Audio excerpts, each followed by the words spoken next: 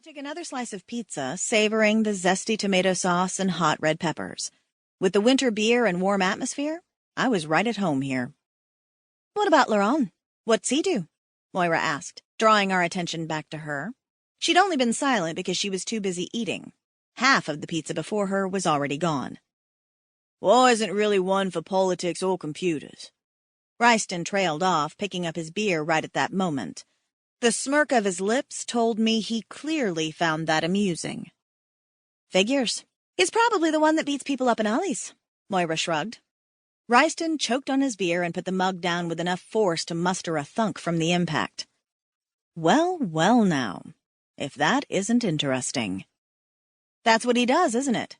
He beats people up?" I asked him. "Not so much anymore," Ryston supplied. "Any more?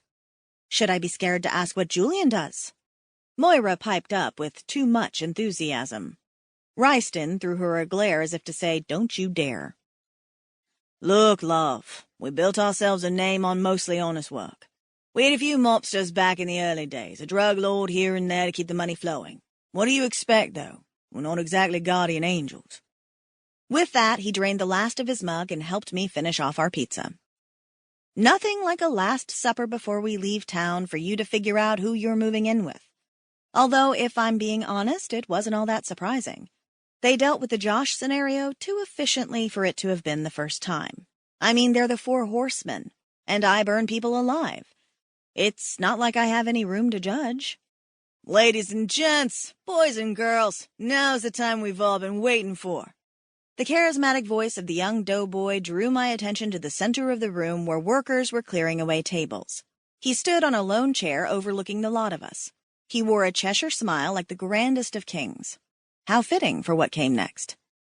"These two lovely young ladies will be coming around with pails of spoiled compost for sale.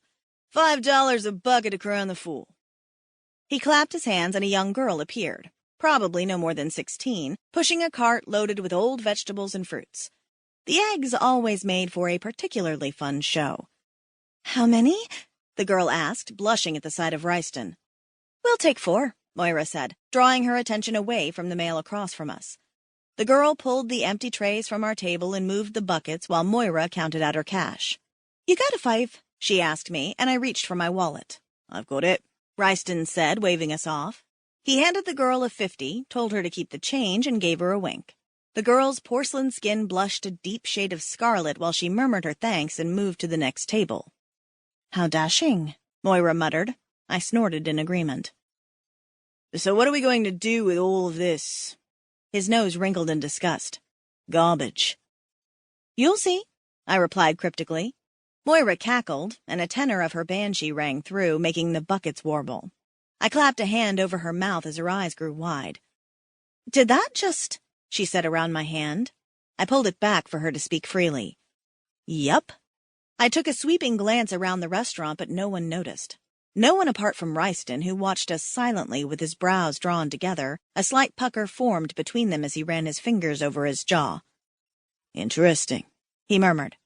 I opened my mouth to ask him what he was talking about, but the doughboy chose that moment to get started. "All righty, listen up," the young man projected, his voice gravitating over us as he called the room to silence.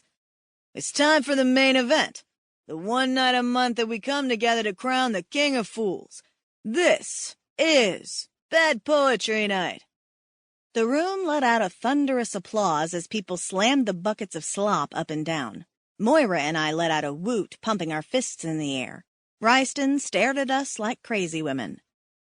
"This is what you dragged us out here for," he whispered in disbelief. I shushed him with a wave of my hand as the boy, now known as the Marshal since Bad Poetry Night was well underway, called up the first volunteer. "State your name and poison if you wish to be the King of Fools," the Marshal called out, stepping down from the chair.